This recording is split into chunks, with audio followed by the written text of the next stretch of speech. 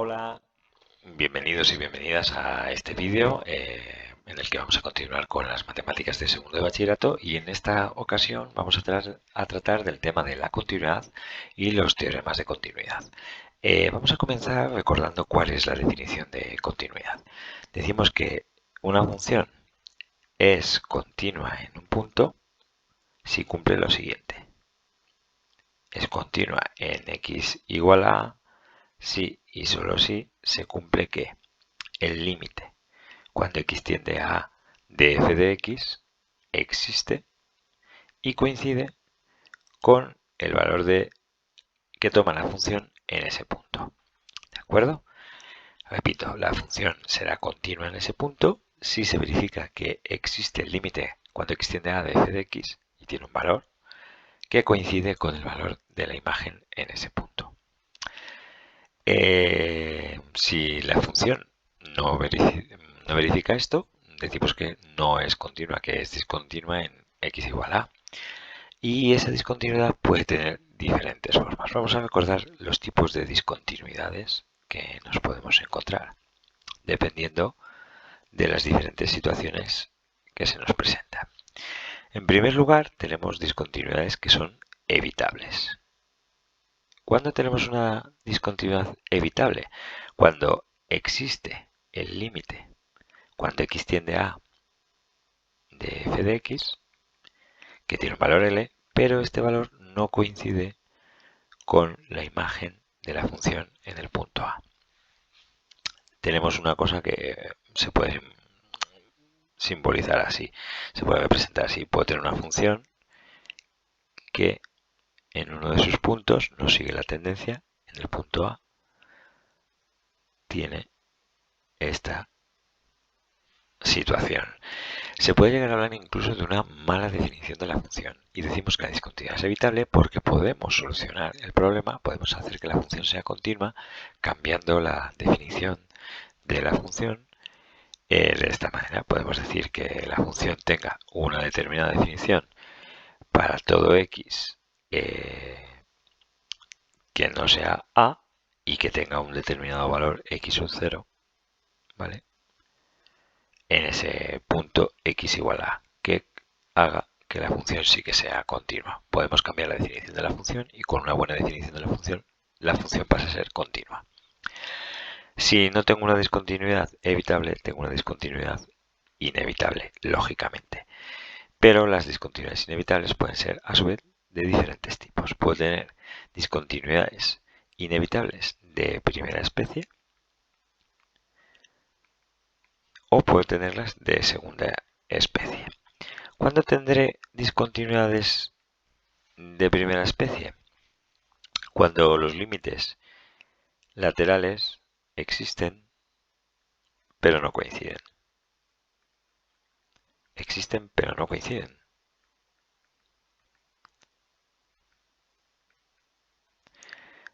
Por otro lado, en las discontinuidades de segunda especie, uno o ambos límites laterales no existen.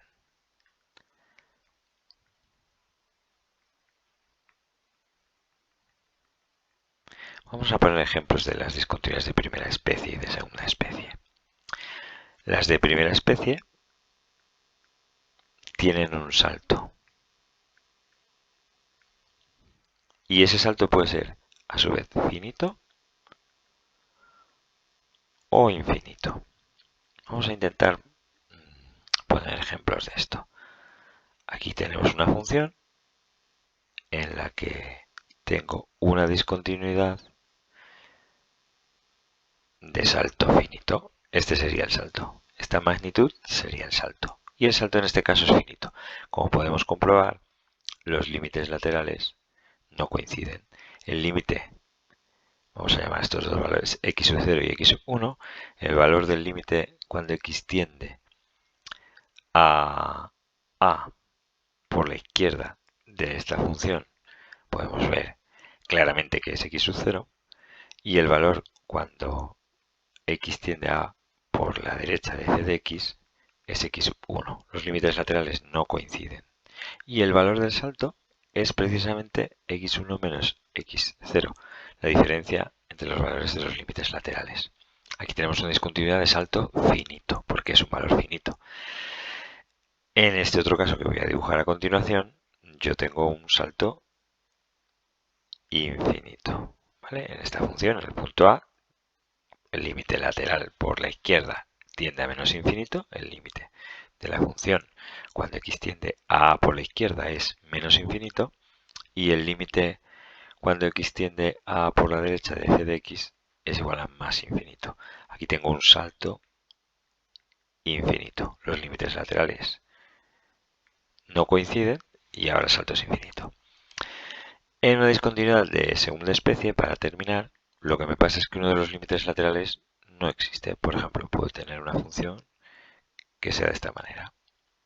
¿Vale? El límite cuando x tienda por la derecha de f de x, en este caso vale más infinito. Y el límite cuando x tiende a por la izquierda de f de x no existe. Aquí no tengo límite. Entonces no existe ni siquiera la función. Pues tengo una discontinuidad de segunda especie. Con esto hemos visto un poco los tipos de discontinuidades que nos podemos encontrar. Y un ejercicio muy importante es estudiar una función y averiguar en qué puntos es continua, en qué puntos no va a ser continua y qué tipo de discontinuidades va a presentar en esos puntos en los que no es continua. ¿Vale?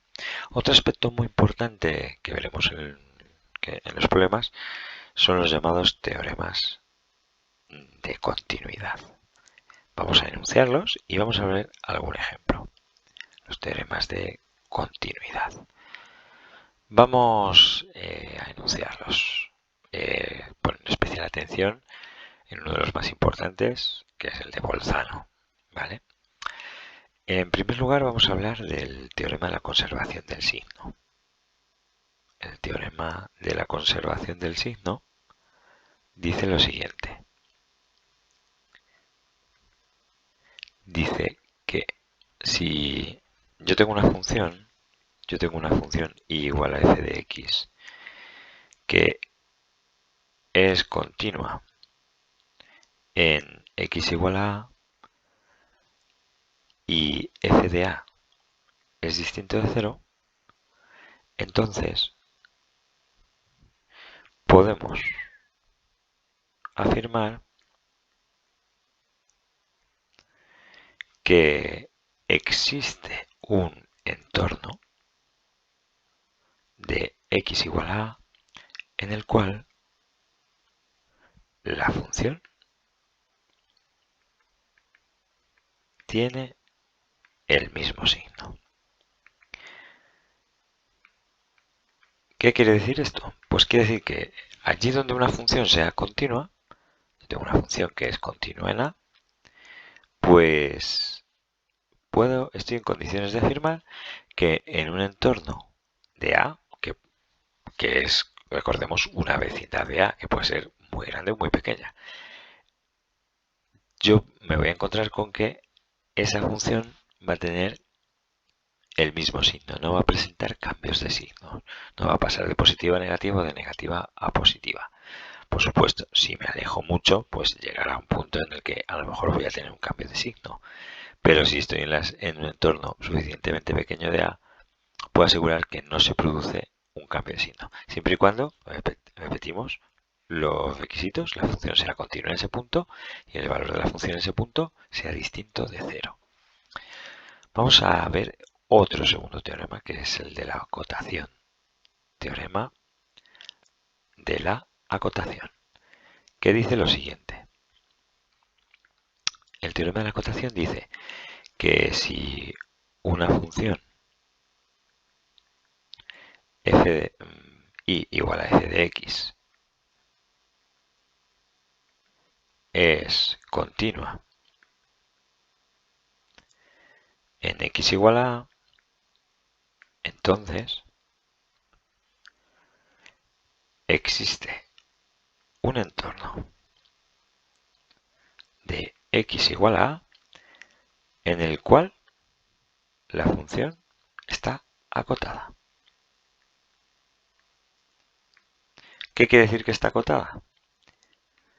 Pues que tiene un valor máximo y un valor mínimo. No se dispara hacia infinito en ese entorno.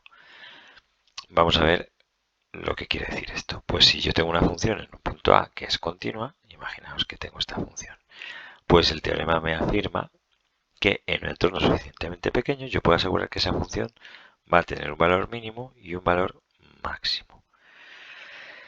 ¿Que más adelante la función se me puede disparar a menos infinito o a más infinito? Sí, el teorema no lo niega, pero que dice que yo puedo encontrar un entorno suficientemente pequeño en el cual esa función no presenta este comportamiento, esa función está acotada. Bueno, estos dos primeros teoremas no tienen una importancia más teórica que práctica, pero conviene conocerlos y su verdadera importancia radica en que nos permiten demostrar los que vienen a continuación, que son los verdaderamente importantes y los que saldrán a relucir en los problemas. Vamos ya, sin más dilación, a hablar del teorema de Bolzano, un teorema muy importante en el curso de matemáticas de segundo de bachillerato.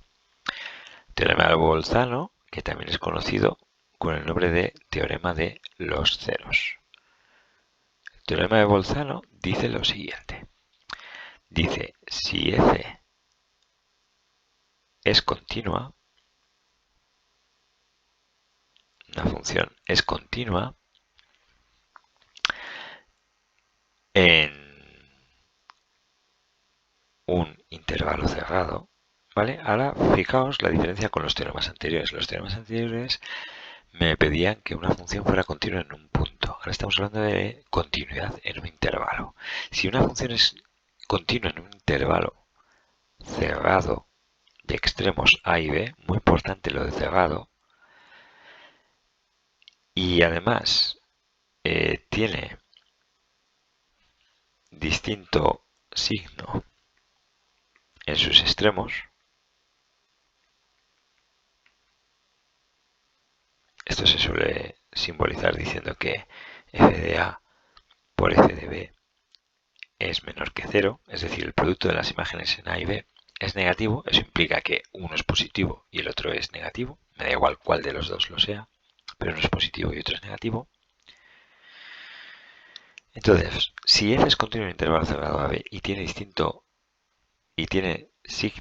distinto en sus extremos, es decir, el producto de las imágenes f de A y f de B es negativo, entonces podemos asegurar que esa función se anula en algún punto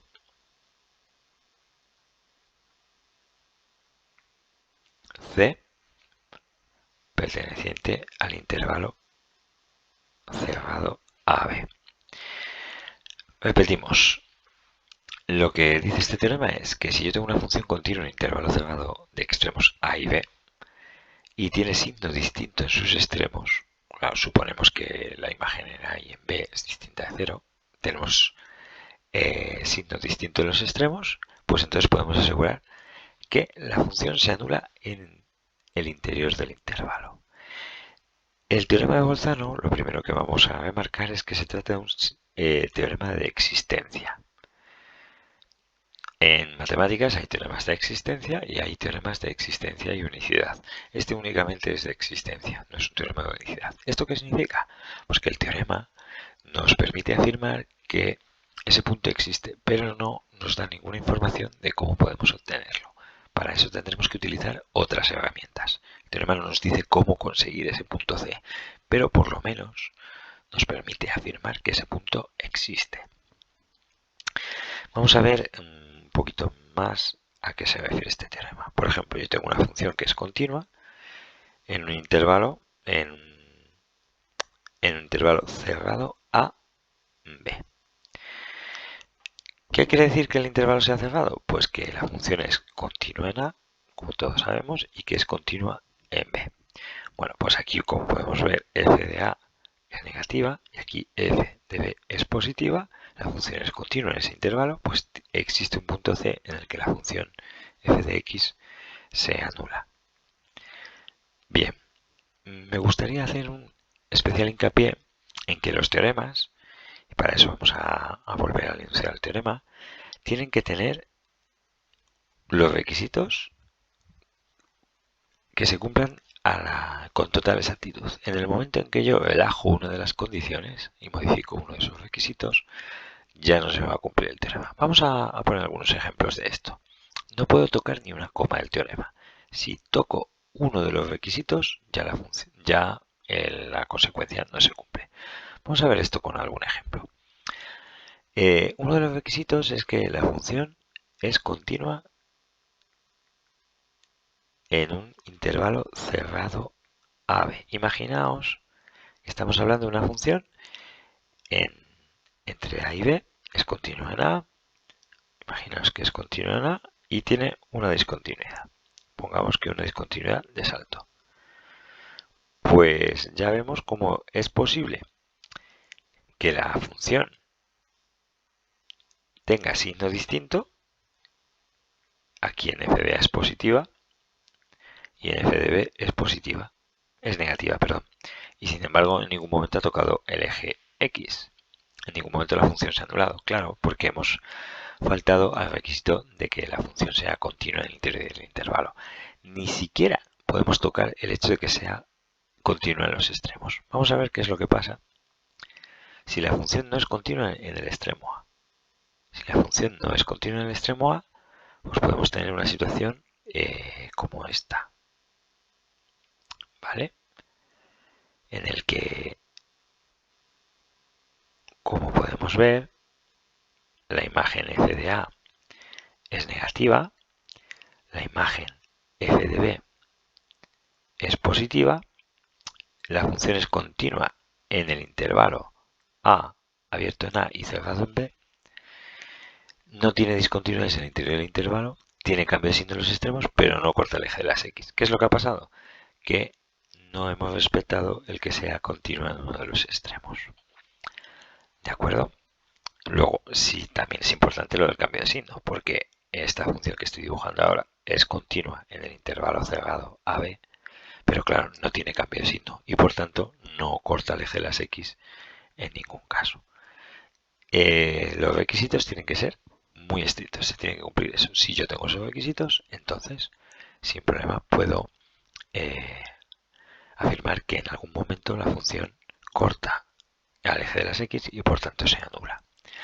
El teorema de Bolzano va a tener una gran importancia a la hora de asegurar que una ecuación va a tener soluciones. No me va a decir cómo las puedo calcular, pero sí me puede afirmar que tengo una solución. Vamos a ver el siguiente teorema, que se conoce con el nombre de propiedad de Darboux. En realidad, para ser estrictos, no es un teorema nuevo, es lo que se llama un corolario del teorema de Bolzano, es decir, una consecuencia del teorema de Bolzano. La propiedad de Darboux dice que si f es continua en el intervalo cerrado AB y tengo f de A por f de B negativo, es decir, si estoy en las condiciones del teorema de Bolzano y tenemos que f de A es distinto de f de B, entonces la propiedad de Darboux me dice que f de X toma todos los valores intermedios entre f de A y f de B al menos una vez. Claro, esto es una cosa, vamos a ver detenidamente, al menos una vez. Esto es una cosa que vamos a comentar. Volvamos al teorema de Bolzano. El teorema de Bolzano, repetimos, dice que si una función es continua en un intervalo cerrado AB y tiene un cambio de signo, al menos corta en una ocasión al eje de las X. Lo que no nos dice es que sea solamente una vez, puede suceder en varias ocasiones. En este caso, por ejemplo, ha sucedido en 2 ocasiones. ¿De acuerdo? Podría suceder incluso en más ocasiones. Podría yo tener una función que hiciera así. ¿Vale? El teorema de Bolzano lo que me dice es que sucede al menos una vez, no que eso tenga que suceder solamente en una ocasión. Vamos a, teniendo en cuenta esto, volvamos a la propiedad de Darboux. La propiedad de Darboux dice lo siguiente. Yo tengo en f de A tengo una determinada imagen y en B tengo otra determinada imagen f de B. Y supongamos que mi función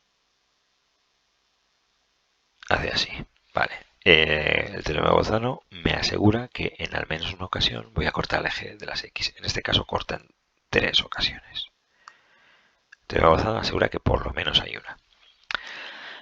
Como podemos ver, esta función en el intervalo cerrado AB toma imágenes que están comprendidas en el intervalo f de B, f de A. ¿De acuerdo? Y lo que me dice la propiedad de Darboux es que no solamente toma valores comprendidos entre f de B y f de A, es que toma todos los valores comprendidos entre f de B y f de A. Vamos a ver por qué es esto. Consideramos, nosotros estamos trabajando con la función f de x y consideramos una función auxiliar a la que llamamos g de x que la vamos a llamar esta función, la que se tiene debe estar a f de x un determinado valor i. Y ese valor i vamos a decir que es un número comprendido entre f de b y f de a. Y vamos a demostrar cómo existe un c perteneciente al intervalo AB de tal manera tal que f de c sea igual a i. Lo vamos a demostrar que si yo tengo un valor cualquiera comprendido entre f de b y f de a, voy a encontrar un c que pertenezca al intervalo AB de tal manera que la imagen de f en c sea y. Para eso me construyo esta función auxiliar que la llamo g de x, que es f de x menos si que he tomado en concreto. Vamos a pensar cuánto vale g de a. G de a vale f de a menos i. Como i es mayor que a, este valor es negativo. Recordemos que c pertenece al intervalo abierto AB, por lo tanto es mayor que a, por lo tanto este valor es negativo. Ahora vamos a ver cuánto vale g de b. G de b va a ser f de b menos i. Lógicamente este valor en este caso ahora es positivo, ¿vale? Entonces, por el teorema de Bolzano, como la función f de x es continua y la función g de x es la función f de x a la que le estoy restando una constante, también va a ser continua. O sea que la función g de x está en condiciones de cumplir el teorema de Bolzano. Por lo tanto, la función g de x se anula en un c perteneciente al intervalo cerrado AB. Si la función g de x se anula, significa que tengo esta situación.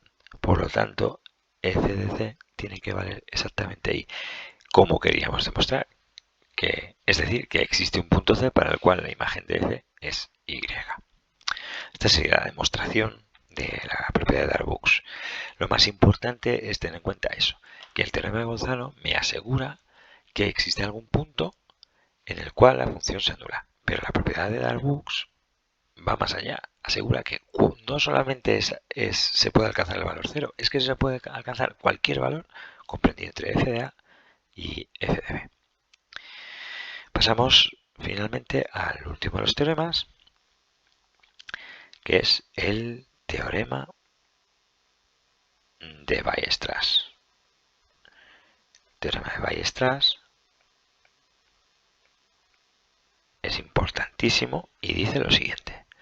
Dice, toda función continua en un intervalo cerrado alcanza en él un valor máximo y un valor mínimo. Vamos a ver qué quiere decir esto. Seguimos con la misma situación. Yo tengo una función que es continua en el intervalo cerrado AB. Fijaos que ahora no me están pidiendo que haya un cambio de signo. Simplemente me dicen que sea continuo en el intervalo cerrado y acotado. ¿Vale? Aquí esta es la imagen, es f de A, la imagen en A, y la imagen en B, pues he puesto en este caso que es f de B. Y quiero ilustrar a propósito el hecho de que ahora ya no es necesario que haya un cambio de signo. ¿Vale? Bueno, podemos ver que en el intervalo cerrado AB, la imagen de cualquier punto perteneciente al intervalo cerrado AB va a parar, como podemos ver, si yo cojo un punto C cualquiera, su imagen cae en un punto que está dentro del intervalo f de A, f de B. ¿Vale? En esta ocasión yo he ilustrado el ejemplo con una función que es monótona. Y por eso tengo esta situación. Pero, ¿qué pasa si yo no tengo una función monótona? Yo tengo una función que hace lo siguiente. Imaginaos. ¿Vale? Esta función presenta en este determinado punto la función está comprendida entre A y B y presenta un determinado máximo absoluto, que es este, y un determinado mínimo absoluto dentro de ese intervalo. ¿Se entiende? ¿Vale? Luego más adelante la función puede tener valores todavía más altos y más pequeños. Pero tiene un determinado valor máximo y un determinado valor mínimo dentro de las imágenes de ese intervalo. Bueno, lo que me está diciendo el teorema de Weierstrass es que la imagen del intervalo cerrado AB es un intervalo que varía entre el mínimo m pequeña y el máximo m grande. Esto va a suceder siempre así. Voy a tener que la función va a alcanzar un valor mínimo y un valor máximo. El teorema de Weierstrass me permite afirmar que si yo tengo una función continua en un intervalo cerrado, entonces a lo largo de ese intervalo va a alcanzar un valor mínimo y va a alcanzar un valor máximo. Y además, si yo a esto le aplico la propiedad de Darboux, no solamente eso, es que puede alcanzar cualquier valor que esté comprendido entre ese mínimo y ese máximo. Por lo tanto, una función continua transforma intervalos en intervalos. Esto es una consecuencia del teorema de Weierstrass. Una función continua transforma un intervalo cerrado AB en un intervalo cerrado que va desde el mínimo hasta el máximo, sea cual sea. ¿Vale? Os lo he querido ilustrar con dos funciones diferentes. Una monótona, en el cual es muy claro que la función va, en este caso la función va de f de A a f de B, pero este no es el único caso que puedo tener. Puedo tener una función que tenga máximos y mínimos de diferente tipo y se sigue cumpliendo lo mismo. El teorema de Weierstrass me permite asegurar que la función convierte el intervalo cerrado B en un intervalo que oscila entre el valor mínimo y el valor máximo, y que esos valores siempre se van a alcanzar dentro de ese intervalo cerrado B. Y vamos a ver algún ejemplo de aplicación de cosas que nos pueden salir a lo largo del curso, tanto en nuestros exámenes como en la EBAU. Vamos a ver algún ejemplo de aplicación. Vamos a ver el ejemplo 1, primer ejemplo. Imaginaos que nos aparece esta función x elevado a 15 más x más 1. Y nos dicen que hay que demostrar que esta función corta al menos una vez en el intervalo -1, 1. Bueno, pues vamos a ver. Cogemos la imagen de -1 y si hacemos las operaciones obtenemos que el valor vale -1. Y si ahora hacemos la imagen en el punto 1 obtenemos que la función vale 3.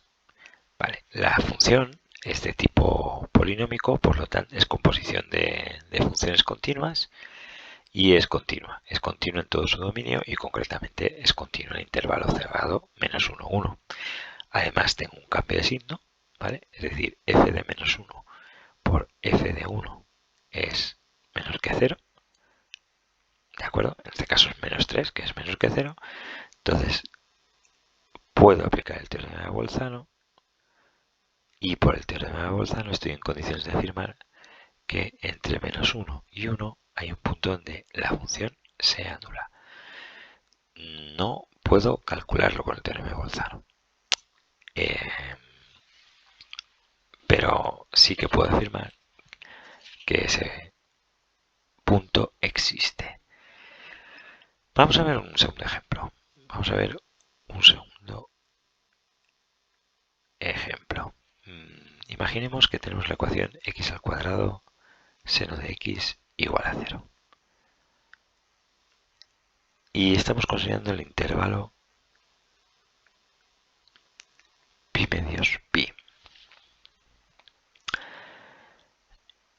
Y me piden que determinemos si existe alguna solución en ese intervalo. ¿Existe solución en el intervalo abierto pi medios pi? Bueno, pues vamos a ver. Vamos a ver qué sucede. Vamos a pensar qué pasa con la imagen de pi medios. La imagen de pi medios es pi al cuadrado partido por 4 por el seno de pi medios, pues me queda pi al cuadrado partido por 4. La imagen de pi me va a dar pi al cuadrado por el seno de pi, que es 0. Si nos fijamos en la circunferencia goniométrica, el intervalo que va desde pi medios hasta pi, en toda esta región, el seno es negativo. Entonces, el valor de x al cuadrado seno de x va a ser negativo, porque el valor de x al cuadrado va a ser positivo. Y sin embargo, el valor de seno de x va a ser negativo. Por lo tanto, el valor de x al cuadrado seno de x va a ser negativo en todo ese intervalo. ¿Vale? En el intervalo pi medios pi, la función f de x igual a x al cuadrado seno de x es negativa. ¿Vale? ¿Y es continua en ese intervalo? Sí, es continua. De hecho, es continua en el intervalo cerrado pi medios pi. ¿De acuerdo? Es continua. ¿Estamos en condiciones de aplicar el teorema de Bolzano? Pues no, no estamos en condiciones de aplicar el teorema de Bolzano. ¿Por qué no puedo aplicar el teorema de Bolzano? Porque no se cumple que f de a por f de b sea menor que 0. En este caso, f de a por f de b es exactamente 0. Podemos ver que en pi medios el valor es positivo y en pi el valor es 0. ¿De acuerdo? No hay un cambio de signo. Entonces, no puedo afirmar por el teorema de Bolzano que la función se anule. Tenemos que ser siempre muy estrictos con los requisitos del teorema. Entonces aquí no se puede aplicar el Bolzano. De hecho, la función no se anula en ese intervalo y por tanto la ecuación de la que me están hablando no va a tener soluciones. ¿De acuerdo? Vamos a ver cómo hemos visto cómo en el interior de todo el intervalo, que va desde pi medios a pi, esta función tiene un valor negativo y no se me va a anular nunca. Nunca se me va a anular. Y estamos viendo cómo esto no está en contradicción con el teorema de Bolzano. Simplemente el teorema de Bolzano en esta situación se abstiene. Bolzano lo que dice es, no se cumplen los requisitos de mi teorema, por lo tanto no puedo afirmar nada.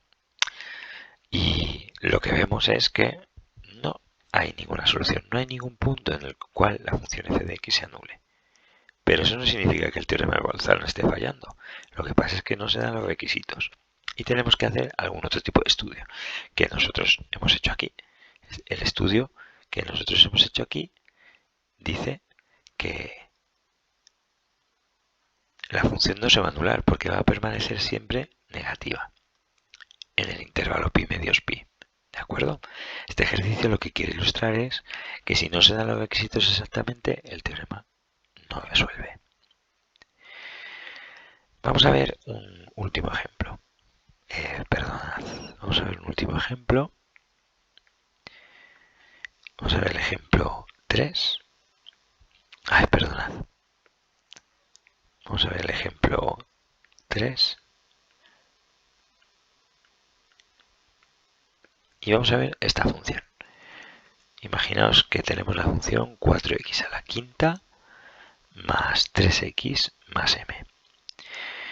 Vamos a preguntarnos si se anula alguna vez esta función. Bueno, por el teorema de Gauss, el teorema fundamental del álgebra de Gauss, esta función, que es polinómica, podría tener hasta 5 ceros. ¿Vale? Dado que las raíces complejas vienen siempre en parejas de 2, resulta que este polinomio podría tener o 0 raíces complejas, o 2 raíces complejas, o 4. Como tiene grado 5, al menos va a tener una raíz. Al menos estoy en condiciones de afirmar que tiene una raíz. Imaginaos que tiene 5 raíces. O sea, 5 raíces tiene, medida el teorema de Gauss, pero 5 puede ser entre complejas y reales. Pero las complejas siempre vienen en parejas, porque es una solución imaginaria, es solución de raíz de un polinomio, también lo es su compleja conjugada. Luego siempre vienen por parejas, las complejas. Entonces podría tener 0 o 2 o 4 complejas. Entonces, al menos va a tener una raíz real. Esta sería una forma de verlo. Se va a anular en algún número real, seguro. Pero el teorema de Bolzano también nos permite verlo. Vamos a verlo. Vamos a calcular cuánto vale el límite cuando x tiende a menos infinito de esta función. Bueno, el límite cuando x tiende a menos infinito, dado que el coeficiente director es positivo y el exponente de mayor grado es 5, que es impar, este límite vale menos infinito. ¿Y cuánto vale el límite cuando x tiende a más infinito? Pues en este caso vale más infinito.